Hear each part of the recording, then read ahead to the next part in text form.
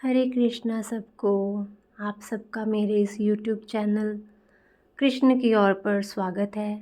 आज की वीडियो में हम कार्तिक मास की कथा का 13वां और 14वां अध्याय पढ़ेंगे और वीडियो के अंत में पतवारी की कहानी भी पढ़ेंगे। तो अगर आपको मेरी ये वीडियो अच्छी लगे तो लाइक कीजिएगा वीडियो को और शेयर कीजिएगा और चैनल को सब्सक्राइब कीजिएगा। तो आइए कथा शुरू करते हैं। 13वां अध्याय। बोलिए श्री कृष्ण भगवान की जय। कार्तिक मास की जय। दैत्यों के तीक्ष्ण प्रहारों से व्याकुल देवता इधर उधर भागने लगे। तब इंद्र आदि को इस प्रकार भयभीत देखकर गरुड़ पर चढ़े भगवान युद्ध में आगे बढ़े। उन्होंने अपना सारंग नामक धनुष उठाकर बड़े जोर से टंकार किया। त्रिलोक गूंज उठा। पल मात्र में ही भगवान विष्णु ने हजारों दैत्यों के सिर काट गिराए। यह देखकर जलंधर के क्रोध की सीमा ना रही। फिर तो भगवान विष्णु और जलंधर का महान संग्राम हुआ। बाणों से आकाश भर गया। लोग आश्चर्य करने लगे। भगवान विष्णु ने अपने बाणों के वेग से उस दैत्य की ध्वजा, क्षेत्र और धनुष बाण काट डाले तथा एक बाण से उसकी छाती में प्रहार किया। इससे व्यथित हो उसने अपनी प्रचंड गदा उठा गरुड़ के मस्तक पर दे मारी। गरुड़ पृथ्वी पर गिर पड़ा। साथ ही क्रोध से उस दैत्य ने अपने होंठ काटे और भगवान विष्णु की छाती में भी तीक्ष्ण बाण मारा।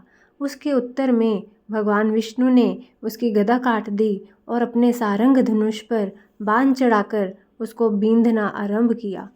जलंधर भी अपने पैने बाण बरसाने लगा। उस समय जलंधर ने भगवान को कई पैने बाण मारकर वैष्णव धनुष को काट दिया।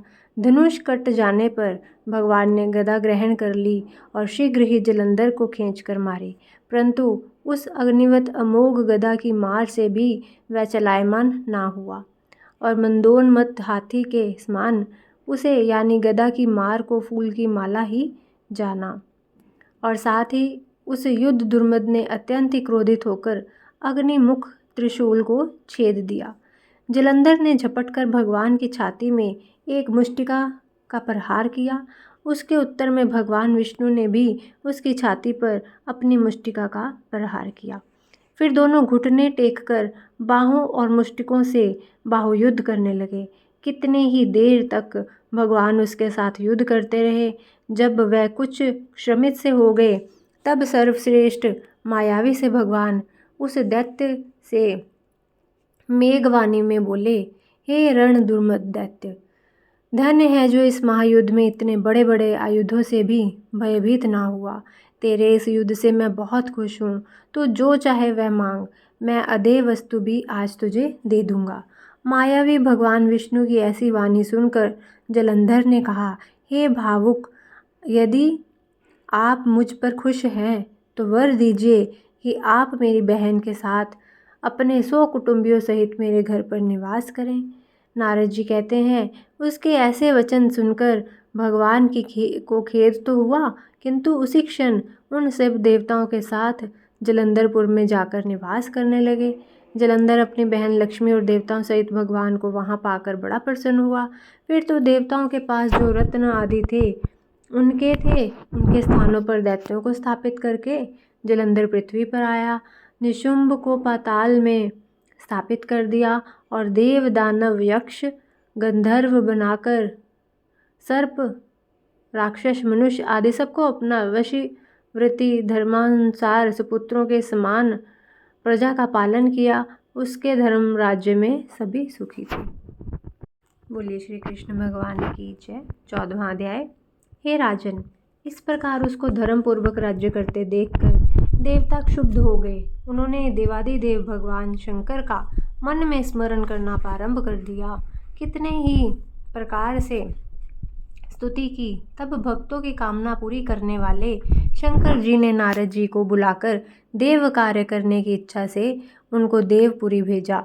शंकर भक्त नारद भगवान शंकर जी की आज्ञा से देवपुरी में गए। इंद्र आदि सभी देवता व्याकुल हो शीघ्रता से उठकर श्री नारद जी की स्तुति करने लगे। उत्कंठा भरी दृष्टि से सबने नारद जी की ओर देखा। अपने सब दुखों को कहकर उन्हें नाश करने की प्रार्थना की। नारद जी ने कहा, मैं सब कुछ जानता हूँ। ऐसा कहा देवताओं को आश्वासन देकर श्री नारद जी जलंधर की सभा में आए। जलंधर ने नारद जी के चरणों की पूजा करके हंसते हुए कहा, हे ब्राह्मण, कहिए आप कहाँ से आ रहे हैं और कहाँ कहाँ पर आपने क्या क्या देखा और यहाँ कैसे आए हैं? मेरे योग्य जो सेवा हो उसके लिए मुझे आज्ञा दीजिए।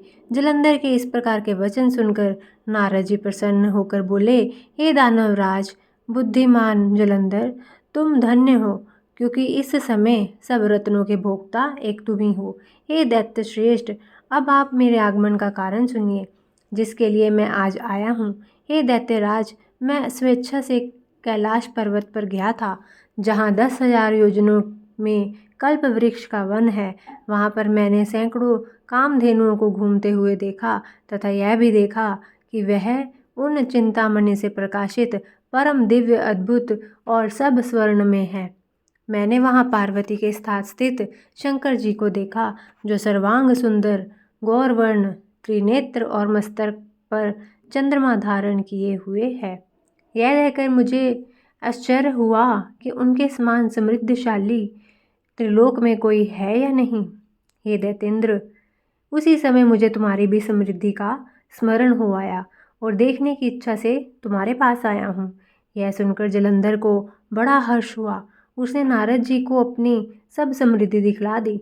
उसे देखकर देवताओं का कार्य करने में इच्छुक शिव प्रेरित नारद ने जलंधर की बड़ी प्रशंसा की और कहा, निश्चय ही तुम त्रिलोकपति होने के योग्य हो।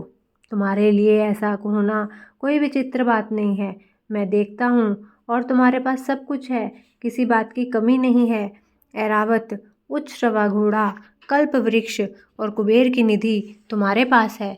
मणि और रत्नों के ढेर भी तुम्हारे पास लगे हुए हैं। ब्रह्मा जी का हंस युक्त विमान भी तुम्हारे पास है और द्युतलोक, पाताल और पृथ्वी पर जितने भी रत्न आदि हैं वे सब तुम्हारे ही तो हैं। मैं तुम्हारे इस प्रकार के रत्न ऐश्वर्य को देखकर बड़ा प्रसन्न हूँ, परंतु तुम्हारे पास कोई स्त्री रत्न नहीं है, इसलिए तुम्हारा यह सब कुछ फीका है। तुम कोई स्त्री रत्न ग्रहण करो। नारद जी से इस प्रकार के वचन सुनकर दैत्य काम से व्याकुल हो गया। उसने नारद जी को प्रणाम करके पूछा कि ऐसी स्त्री कहाँ मिलेगी जो सब रत्नों में श्रेष्ठ हो। यदि ऐसा रत्न कहीं मिले तो मैं उसको अवश्य लाऊंगा। देव ऋषि नारद बोले, ऐसा रत्न तो कैलाश पर्वत पर योगी शंकर के पास ही है। उनकी सर्वांग सुंदर पत्नी देवी पार्वती बहुत ही मनोहर है। उसके समान सुंदरी मैंने आज तक नहीं देखी। शंकर से बढ़कर समृद्धिवान दूसरा कोई नहीं है। उसके इस रत्न की महिमा तीनों लोकों में कहीं पर भी नहीं है। तभी तो परम विरक्त आत्मा राम शंकर भी उसके वश में हो गए। देव ऋषि नारद उस दैत्य से ऐसा कहकर अन्य कार्य की इच्छा से आकाश मार्ग से चले गए। बोलिए श्री कृष्ण भगवान की जय। कार्तिक मास की जय। पटवारी की कहानी। एक बुढ़िया थी। उसने अपनी बहू से कहा, दूध दही बेचा। वह बेचने गई तो रास्ते में उसे औरतें पिप्पल पथवारी सींचती हुई मिली। उनको सींचता देखकर बहू ने पूछा कि तुम यह क्या कर रही हो? औरतें बोली कि हम पिप्पल पथवारी सींच रही हैं, इससे अंधन होता है। 12 बरस का बिछड़ा हुआ पति मिल जाता।